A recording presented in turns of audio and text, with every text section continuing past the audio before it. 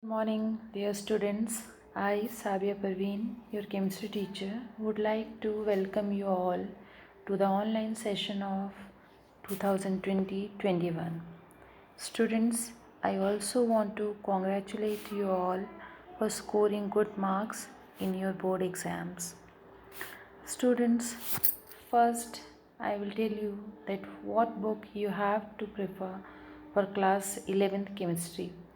First, you have to purchase NCERT book of each subject, that is for chemistry also.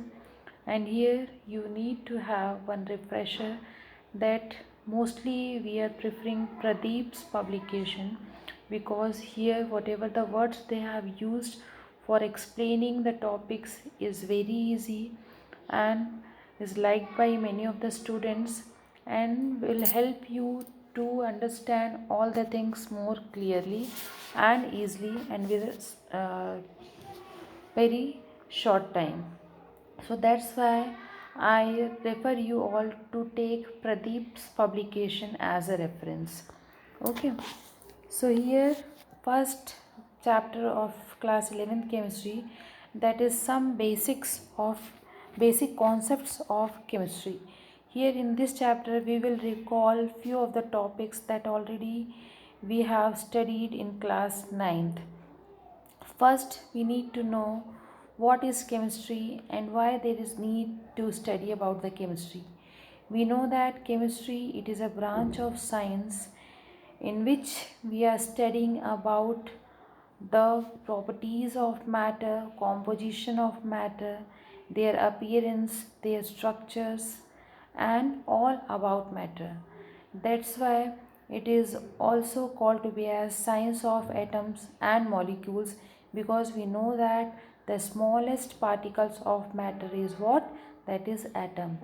It is also called to be as physical science, because like biology, we are calling biology as biological science, because here we are studying about all the things about living organism.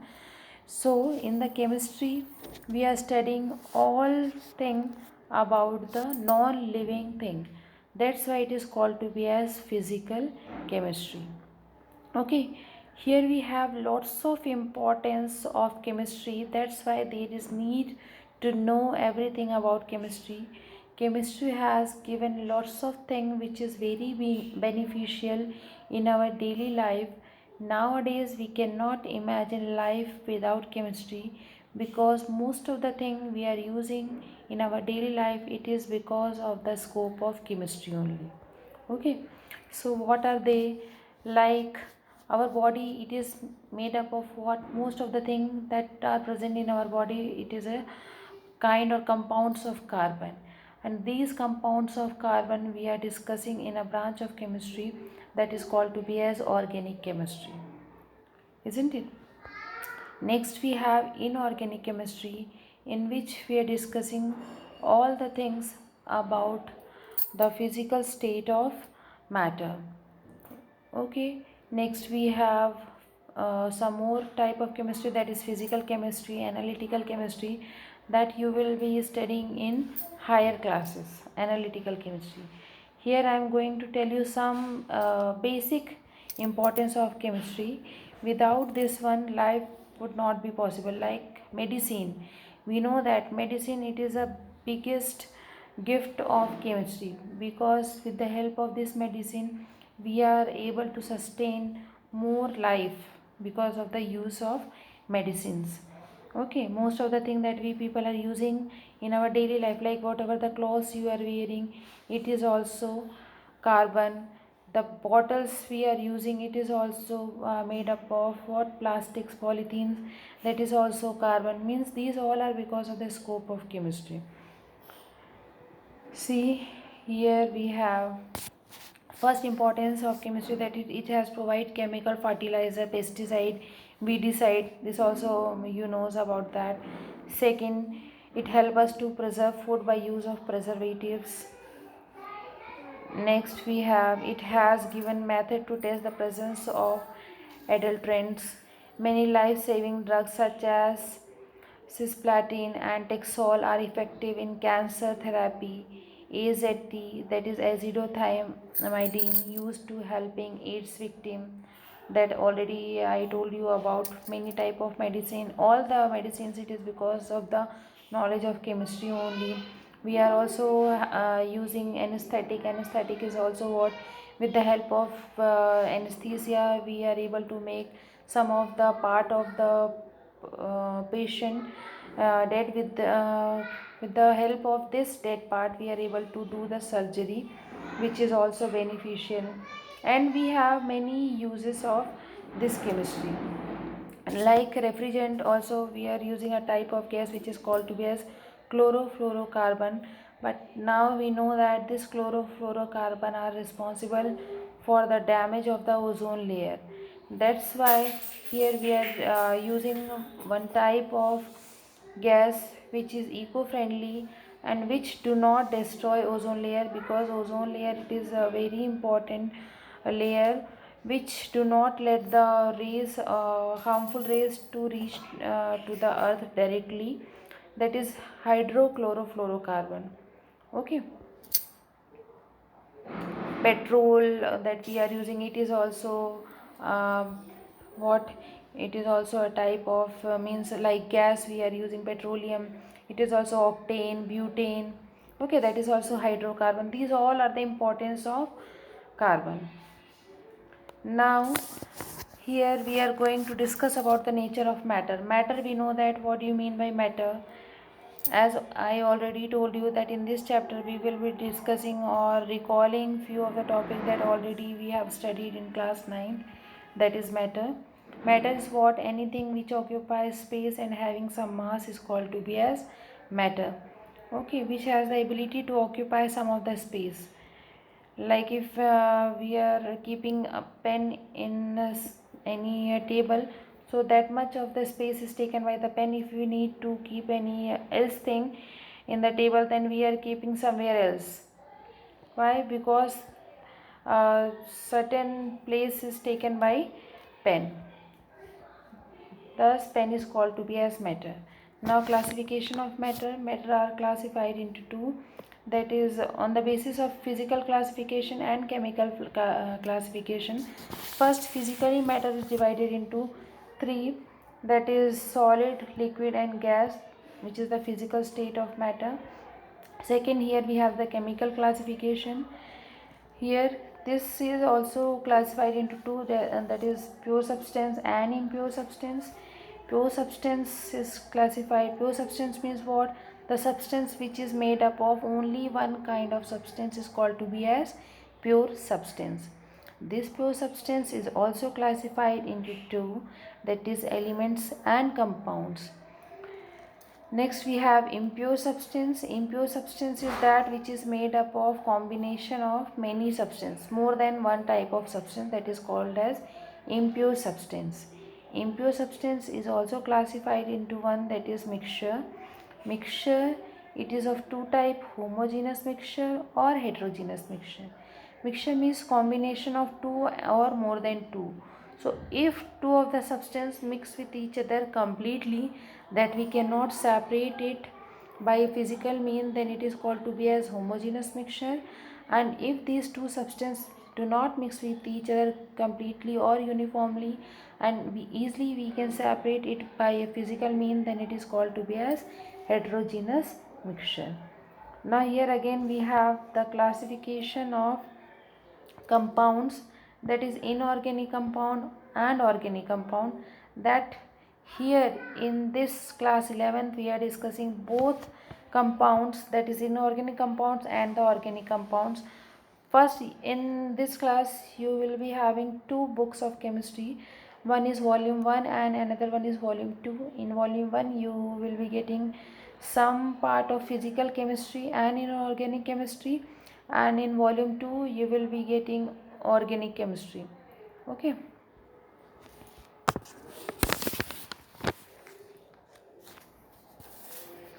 Now physical classification, that is solid, liquid and gas. We know all the properties of solid, liquid and gas, that's why I simply read it about. If you will be getting any doubt, then you can directly call me or message me. Solid have definite volume and definite shape. Liquid do not have definite volume, but it has definite shape because they can take the shape of the container in which it is kept. I think I read it wrongly. Once again, I am going to read about the liquid. That liquid have definite volume, but it do not have definite shape, because if we are keeping liquid in different container, like if we are keeping the same amount of same volume of liquid in a bowl, in a glass, so first it will take the shape of the bowl, and secondly it will take the shape of the glass. It means it do not have fixed shape, but the volume is fixed. Gases neither have definite volume nor have definite shape. They completely fill the container in which they are kept. Why? It is always asked why gases completely fill the container in which it is kept. So here it is because when we are keeping gas into any of the container, we know that the molecules of the gases, they are very far away from one another. That's why they continuously move from one place to another place, and that's why they can fill the container in which they are kept. Plasma, that also we know that it is also the fourth state of matter, which is the ionized gas. It consists of neutral mixture of positive ions and electrons. The matter exists in the state at temperature in the range of 10,000 degrees Celsius to 15,000 degrees Celsius. We know that we do not have much information about the plasma. We have only a little information about this one. Now, chemical classification, that is pure substance. Pure substance is what? It have characteristics different from the mixture. They have fixed composition, whereas mixture may contain the component in any ratio and their composition is variable. Pure substance, it is a substance which is made up of only one kind of atom or substance. It means it has fixed composition, but in case of impure substance or mixture, they do not have any fixed composition, and the ratio is may also vary from one substance to another substance. Now, classification of pure substance as element and compound. Element is also, it consists of only one type of particle, and this particle may be atom or molecule. Elements can also be divided into metals, non-metals, and metalloids. Metals are what? Metals are generally solid except mercury. They are generally hard, they are malleable, they are ductile, they have high boiling and melting point, they have high tensile strength, they are lustrous, they have the ability to conduct heat and electricity. Non-metals, they are generally gaseous or uh, liquid. Sometime means only one liquid, only one non-metal is there which is in the liquid state, that is bromine. Mostly they are in the gaseous form. Some of the non-metals are also in the solid form. They are non-lustrous, they are brittle, it means they are not malleable nor ductile. They are poor conductor of heat and electricity except graphite, because graphite, it is a form of carbon.